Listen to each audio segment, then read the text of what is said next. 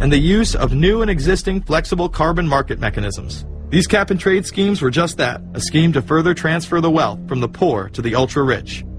One of the ways it will drive the change is through global governance and global agreements.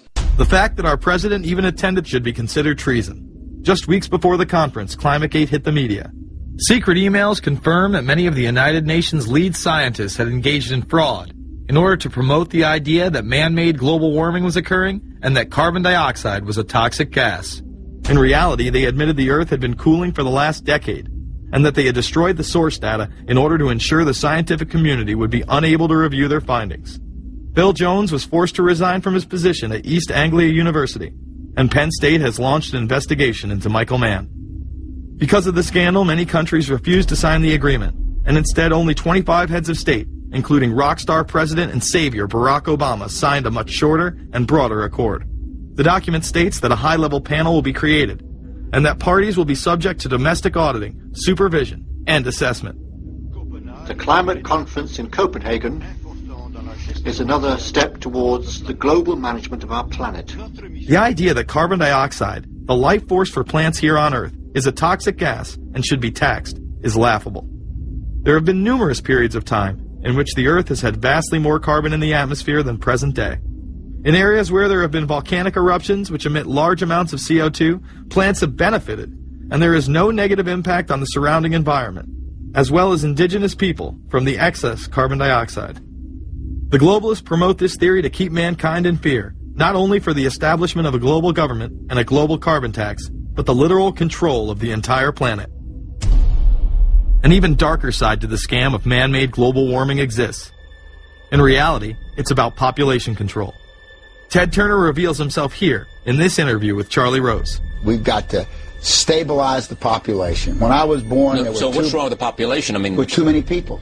That's why we have global warming. We have global warming because too many people are using too much stuff. We've got to stabilize population on a voluntary basis. Everybody in the world's got to pledge to themselves that 1 or 2 children is it. Not doing it will be catastrophic. We'll have 8 degrees. We'll be 8 degrees hotter in 30 or 40 years, and basically none of the crops will grow. Most of the people will have died, and the rest of us will be cannibals. Civilization will have broken down.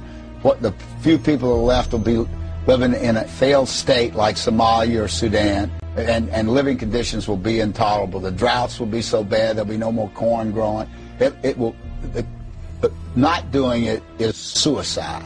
Unbelievably, when Turner met with other globalists, David Rockefeller, Warren Buffett, Bill Gates, Michael Bloomberg, and even Oprah Winfrey to discuss population control, they were portrayed as superheroes. Behind closed doors on this New York campus, a secret gathering of some of the world's most powerful people. Gates, Buffett, Bloomberg, Winfrey. It was like the Super Friends. In the great hall of the Justice League, there are assembled the world's 4 greatest heroes. Together with others at the meeting, including George Soros, Ted Turner, David Rockefeller, they're worth more than $125 billion. The new Superman and Wonder Woman, the super rich friends, not fighting bad guys, but fighting for good nonetheless. Would a superhero call for a one-child policy? Would a superhero call for population control? In a recent interview, he claims that 2 billion people would be ideal.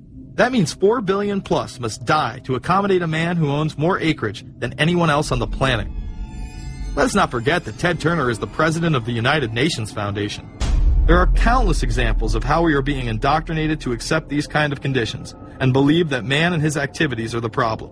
From the promotion of climate cops, we're the carbon cops and we're on the lookout for energy wasters, to phony liberals and conservatives getting together to promote climate change. Hell, let's face it, we're polar opposites. We couldn't be further apart. I'm on the left, and I'm usually right.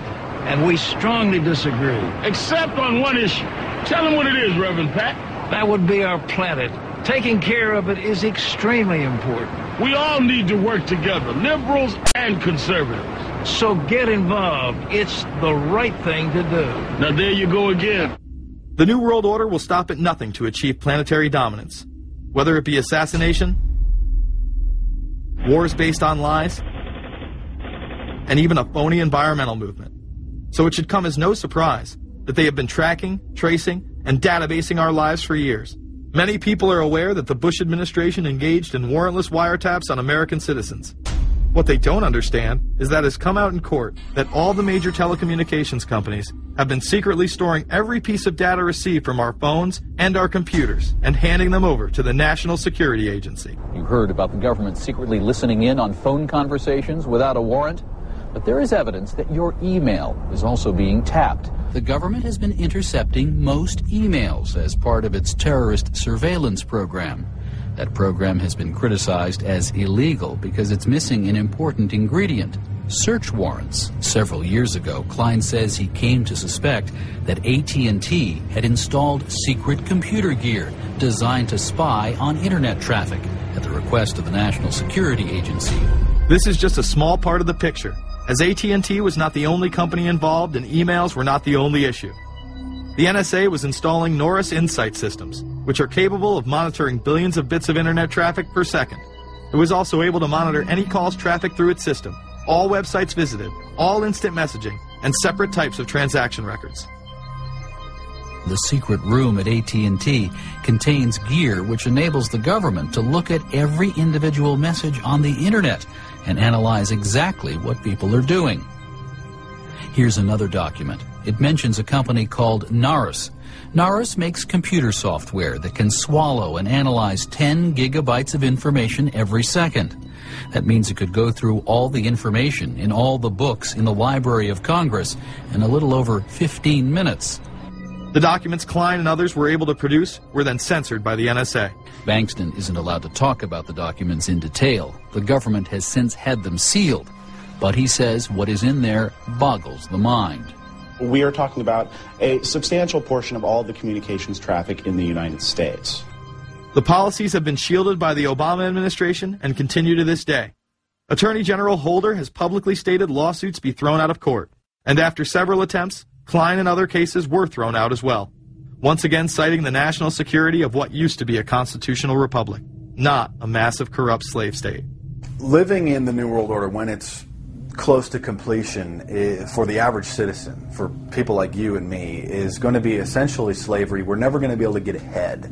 We're never going to be able to amass enough wealth, essentially to retire or to do what we want to do in life. We're going to constantly be working for the man. They're creating essentially a two-class system. So it's going to be an inner ruling elite and then everyone else. And I got news for you. You're everyone else. The New World Order that is currently being built revolves around creating a global technopoly ruled by the elite, in which they dominate and control a severely reduced populace, which they treat as their pets. In the New World Order, the people are the enemy. Internal documents released in March of 2009 reveal that the Department of Homeland Security is targeting citizens who discussed the New World Order, people with a Christian identity or sovereign citizens who argue that the government has gotten away from the intent of the Constitution and are strong states' rights advocates. People who are anti-immigration, stating, extremists will argue that immigrants are taking the jobs of U.S. citizens during times of high unemployment and without paying taxes. People who oppose the Federal Reserve banking system. People who display constitutional party or libertarian material. People who support Ron Paul. And those who have bumper stickers containing anti-government rhetoric. This document is one of literally thousands that make everyone a possible terrorist. This establishes a pattern of demonizing ordinary citizens while giving draconian powers to the state. You are considered guilty until proven innocent. As technology is developed, separate parts of their command and control system are beta tested around the world. Here at home, Boy Scouts are being trained to take on returning veterans and disarm domestic extremists, while national programs such as City Year are training young people to serve the government. I am change. I am fierce. In the United Kingdom, it has been established there are over 4 million CCTV cameras. That is around one camera for every 14 citizens. Their purpose is not to solve crime, as it takes 1,000 CCTV cameras to solve just one crime. It is to create a tattletale society in which everyone is under constant surveillance by the state and those around them. The company Internet Eyes is now paying people to log onto the internet and watch CCTV cameras in real time as they turn in criminals for cash. Families deemed by the state to be unfit in England have now been put under 24-hour CCTV supervision in their homes. This program has plans for 20,000 families in England, which is to double in the next 2 years. Your every move in both your home and the outside world is under constant surveillance by a criminal elite who operate above the law. As we are constantly under the microscope, their activities remain in the shadows.